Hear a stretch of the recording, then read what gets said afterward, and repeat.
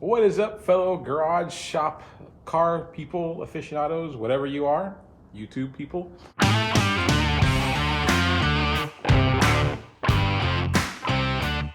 Hello out there in YouTube land. My name is Mike. This is my shop. This is my 1955 Chevy truck project that we've been working on. If you're new to the channel, what we have going on here today is something I've been kind of putting off for a little while because, in all honesty, I've been cutting and grinding and doing lots of metal work, and I'm getting a little bit tired of it, to be honest with you. And unfortunately, we're not quite done with cutting and grinding even after this project. So anyway, what are we doing today?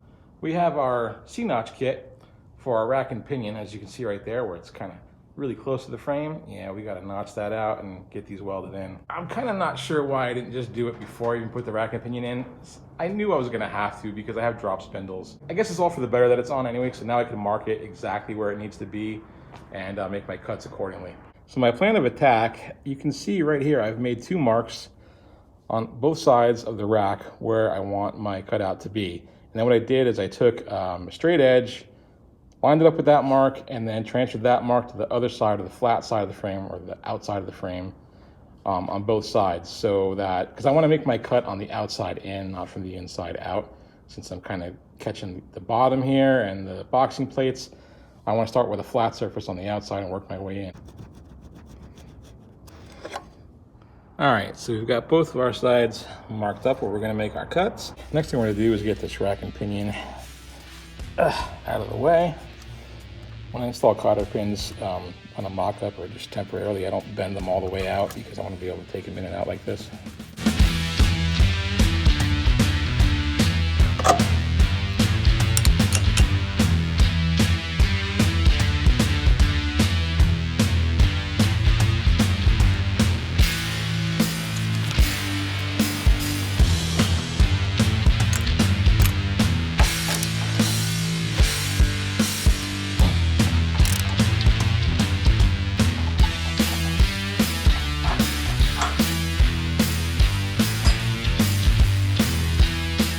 Our rack and pinion is out, ready to start cutting, sort of, I think.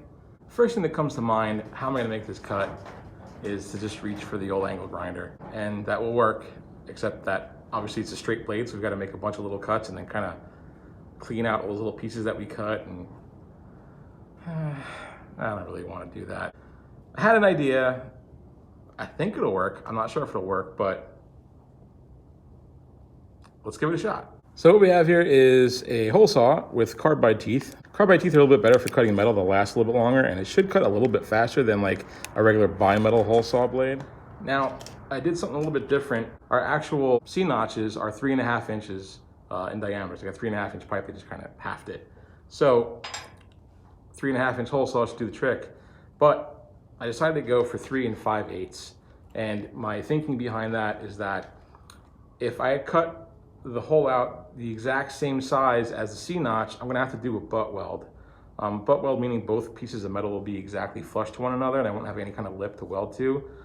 It will work, and that works really great with like sheet metal and auto body, but when you wanna do anything that's structural, like a frame, you really kind of wanna have kind of like a step or just like a notch where you can get better penetration with your weld puddle. So if I make the opening a little bit bigger than the actual notch that fits in here, my thinking is that I'll have that little bit, even a 1/16 of an inch or 1/8 inch of a gap or whatever, that I can just flow weld into and get me a lot better penetration.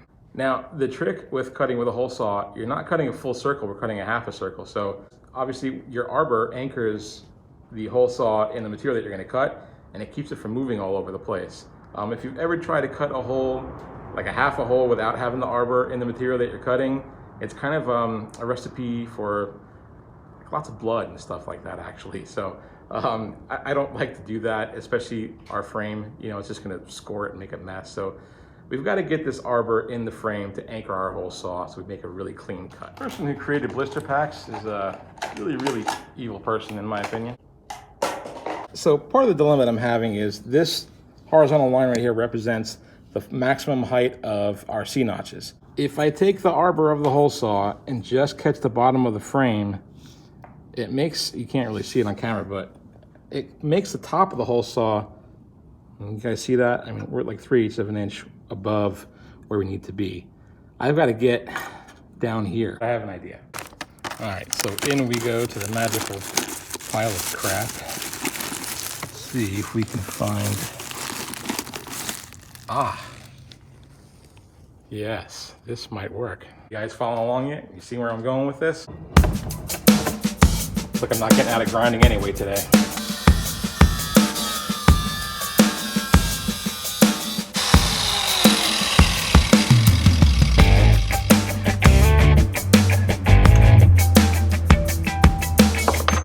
All right, so I made myself two little tabs. I'm thinking that if I just find center on the frame where I have to cut and line it up with center in one of these holes, and then I can just tack weld this to the frame and get this approximately 3/8 below where I need to be, below the frame, then we should have our hole saw lined up exactly with the top where we need to be.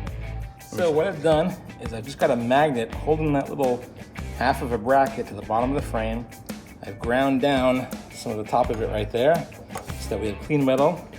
And I'm thinking if I just tack weld that strong enough to hold, this hole lines us up perfectly with our line on top.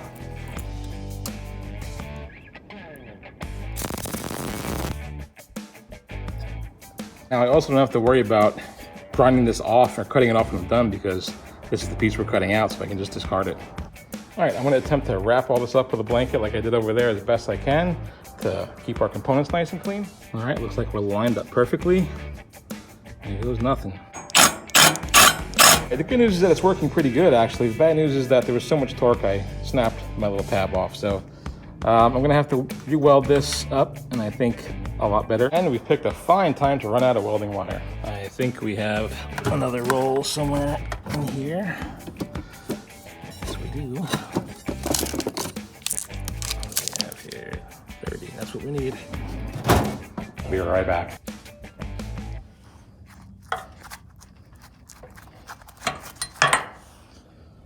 Oh, what a pain in the ass that was. So my idea worked really well with welding the tab on there. And I was able to get a nice clean, cut in this radius right here, but you can't cut through straight with the hole saw on both sides. It just binds up. So what ended up happening, I ended up making these straight cuts here with the Sawzall. And the problem I was having is that the boxing plate was in the way and I couldn't go all the way through with the hole saw to catch it because of these two pieces. So I basically just kind of had to cut away at this side of the boxing plate with the grinder. I made a bunch of cuts this way, started bending pieces off, and I just cut down with the Sawzall right when I got to the end. But it's kind of jagged and gross looking right now, so it needs to be cleaned up with the grinding wheel. But I want to fit one of the C-notches first and see how we look before I just start hacking blind. This way we'll get a better idea of how much material that we have to remove. All right, so as I suspected, we have this little piece that juts out right here, which is kind of definitely gonna have to come off. So we're gonna cut this little nugget off. And then right here where we kind of made a straight cut with the saw, we gotta kind of notch this out just a little bit, clearance it, and then we probably will be in a little bit better shape. So let's clean these two areas up and we'll try to fit it up again. All right, so that fit up is actually pretty good. I think I'm gonna grind down some of that rust and the paint on the frame and just get that tacked in. All right, so we've got it held in place with a tack in the corner on that side, on the inside there, and then one on each corner on the outside. All right, guys, so I started getting it welded in. I don't really have a good place to set up the camera, so I'm gonna go ahead and just shoot this last bead right here on this side. And then once we get around on the other side, I'll be able to get a better angle and show you what we're doing. All right, guys, so there's our last bead on the inside. We're fully welded in here. So we're gonna go around to the other side and get that welded in. All right, guys, I apologize. I was not able to film this side either. I just don't have any room to work over here and set up the camera. But we welded a bead up this way, and then we came back down with another bead that way. We welded our bottoms, and as you can see, the bottoms are kind of tricky if you move a little too slow.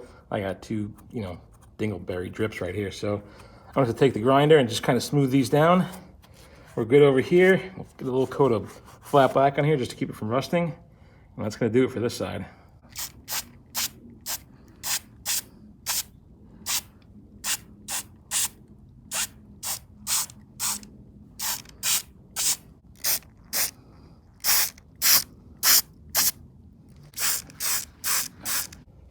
All right, guys, so there's our one side completed. It was a lot more work than I thought it was gonna be. I had planned to do both sides today, but that's not happening. I guess tomorrow we'll get going on the other side.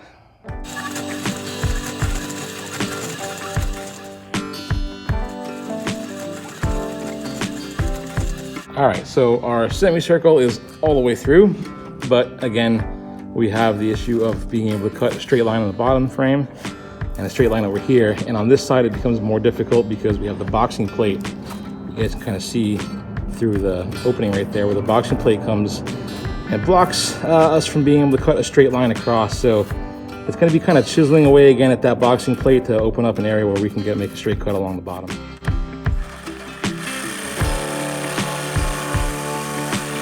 What I did on this side, you saw that straight cut. Here, I made as much of a radius of a cut as I could with the Sawzall. It's not too pretty, it's a little bit of radius, but it's more of a triangle shape, honestly. I cut across the bottom of the boxing plate, leaving about a 3/8 of an inch straight piece, and then I just took a pair of pliers and bent it off.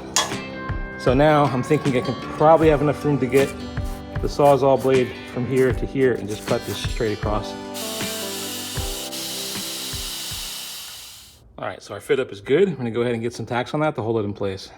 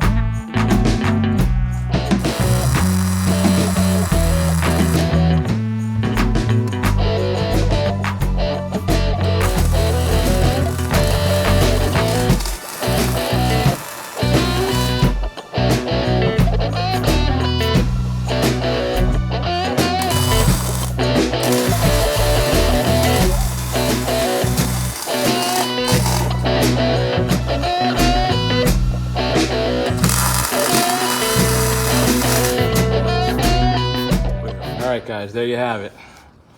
Got some flat black on it, painted up so it doesn't rust. All welded in.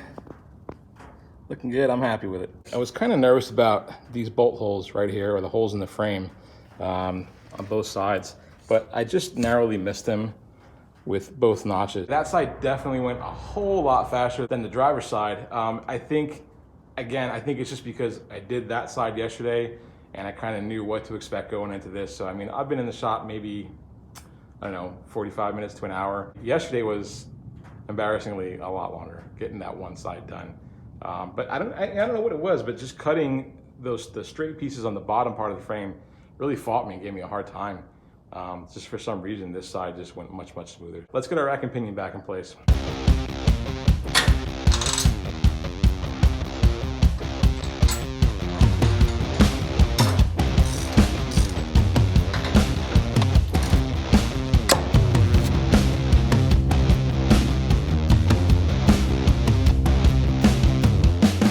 Got our rack and pinion back in.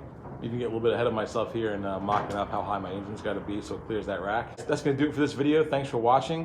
We got our 4 link in today, so we're going to be getting ready going on that soon. And I really appreciate if you guys can like, comment, and subscribe, and I'll catch you guys in the next video. Thanks.